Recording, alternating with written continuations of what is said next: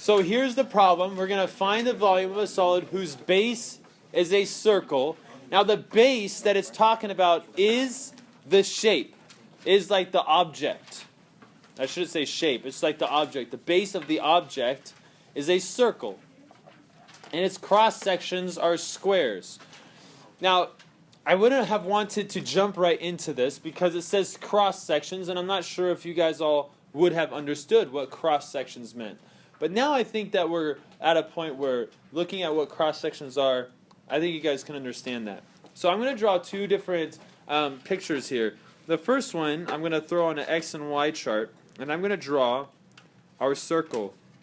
Now our circle is going to have a radius of 2, so go out to 2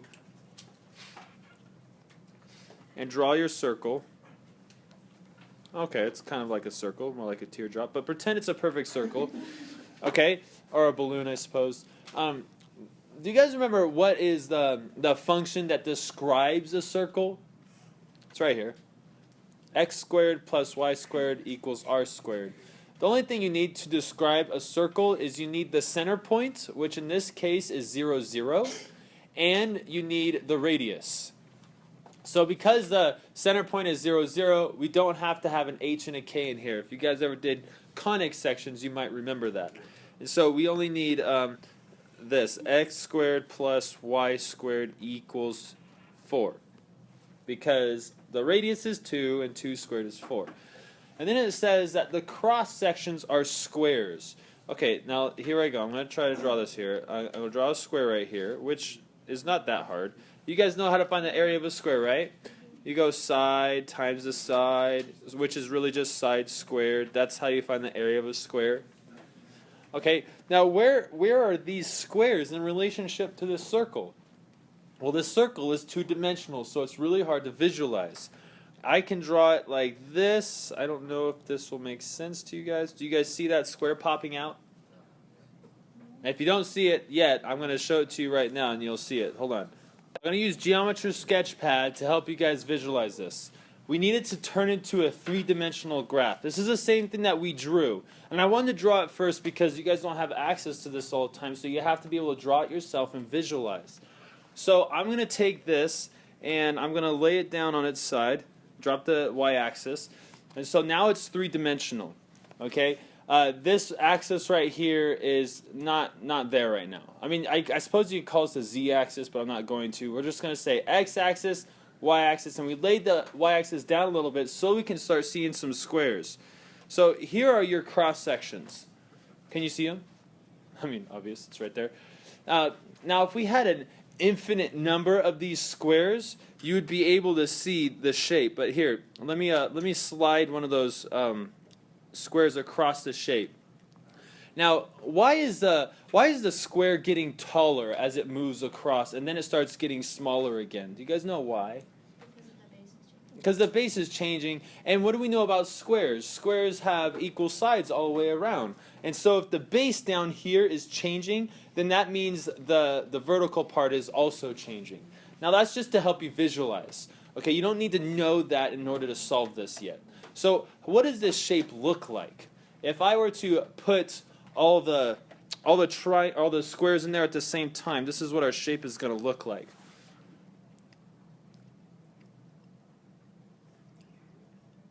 It's kind of an interesting looking shape. But after you see it, you can visualize it. Here, let me just show the solid now. There it is. That's the shape that we're trying to find the volume of. It's a funky looking shape. All right, let's throw our squares back into it. There's our squares. And so how do we set up something in order to find the volume of this? Okay, this is what I want to think about right now. So this is our paper. This is all we got. We just visualized it. I can see the shape, but how do we find the volume of it? Well, let's go back to this. There's something that's changing the area of this square. Do you guys know what's changing the area of this square? It's this circle. Okay? Now this circle, if I throw the squares back on this circle, you guys see the squares? Here, look here. You'll see the squares when I drop the y-axis. You see the squares now? Now let's put it back. There's my squares. So this is one side of these are one side of the square. That's like the bottom side of the square. What is changing? Like, how do we describe how the distance of this line is changing? How do we describe that? And that's the part that I want to touch on. Now, whenever we talk about, I can say two things. I can say this is a function of x, or I can say this is a function of y. And that means two different things, and I'm going to show you guys what it means. Here's a really simple function of x. I'm going to say f of x equals, we'll say x plus 4. Okay, there's a simple function of x. Now, what does that mean? Well, when I go to a graph, I plug in the x values, and so let's say I plug in 3. Okay, if I plug in 3, and then what number am I going to go up to? To 7, right? So I'm going to go up to 7, and there's my point. And that's how you should think of the function, because it's a function of x. We go to the x value, then we go up to the y value, wherever it is. Now, if I wanted to change this to be a function of y, what you would do is you would change that f of x to be a y, so you'd say y equals x minus, or x plus 4, and then you would solve for the x, so then it's a function of y. So let's solve for x. We get the x alone, we get x equals y minus 4. Is everybody with me? And so now we have a function of y. We have a f of y equals y minus 4. So what do you think of when you think of that function? I know what I think of when I think of this function, but what about the y function? What are you supposed to think of? You're supposed to think like this. You're supposed to think of plugging in the y value first. Now, how would I get the same point right here? What would I have to plug into this y function? I wrote it. I didn't write it earlier, but let me write it right there. We got 7, right? So I would have to plug in 7. So if I plug in 7, I would go up to 7. And then, so if I plug in 7, what do you get right here? If I plug in 7, what is f of 7? F of 7 equals, what do you get? You get 3.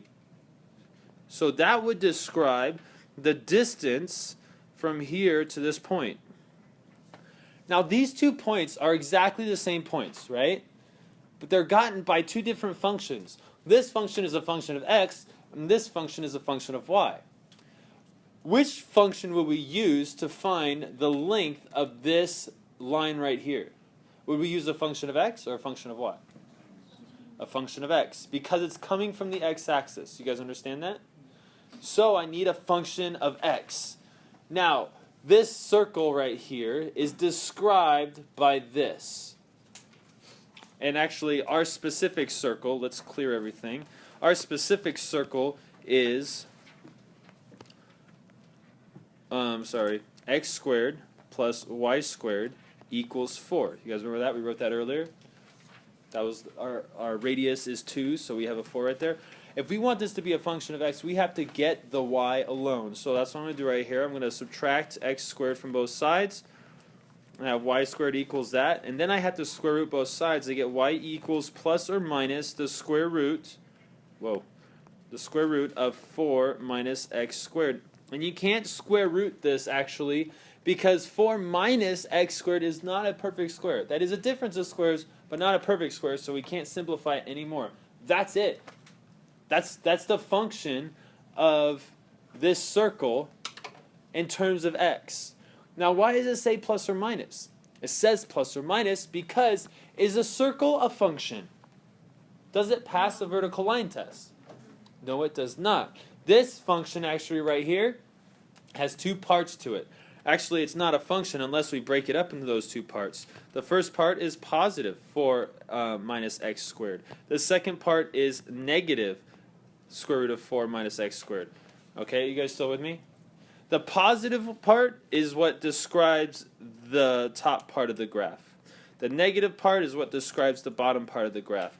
If you guys wanted to graph a circle into your calculator without using polar coordinates, if you just use the regular x and y axes, you have to put in both of these functions into 2 separate function slots to graph the circle. That's how you would do it. Alright, so I don't need both of them. I just need one of them. Because what do we know about the length of this line as it compares to the length of this line? They're exactly the same.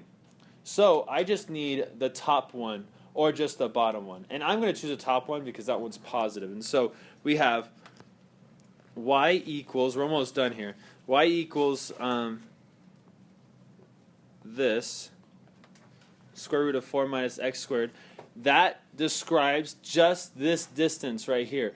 Now, how would I make it describe the whole distance? Like from the bottom to the top? Yep, just take it and multiply it by 2. Some of you guys are like, well, why is he doing all this stuff? What do we need in order to find the area of the cross section? Now, our cross section is a square. What do we need? We need to know the side length. So, do we have the side length? There it is. There's our side length, depending on what x we have. And remember when we were moving that square back and forth? It was moving on the x-axis, right? And so the x values, if you plug in those x values to this, that would give you the side of every single square. So if that will give you the side of every single square, then this describes, I can use this to describe the area of each square. Now, if this is just one side of a square, that's not the area of a square. What do I have to do to one side of the square? And now I want to add together all the areas of every single square. And so I'm going to take this from what two values? Like, what's the smallest x I can plug in, and what's the biggest x I can plug in? -2 and then +2. And don't forget the dx. If you don't write the dx, that's going to be a point that you lose. Okay? Now, can you do it? Can you simplify this now? Let's see. Let's do this squared first. And so that's going to be, let's see, I'll write it all out for you guys. 2 square root of 4 minus x squared times 2 times the square root of 4 minus x squared. 2 times 2 would be 4. And then this times this. What is that times that? They both have a square root on it. If I multiply those two together, what do you get? 4 minus x squared. And so now I have dx right here, and I have from -2 to 2. Is there anything else I could take out to make this look a little more simple? I take that 4 out. Now it looks a little more simple. Now you do the fundamental theorem of calculus, part 1. I'm going to take it up right here.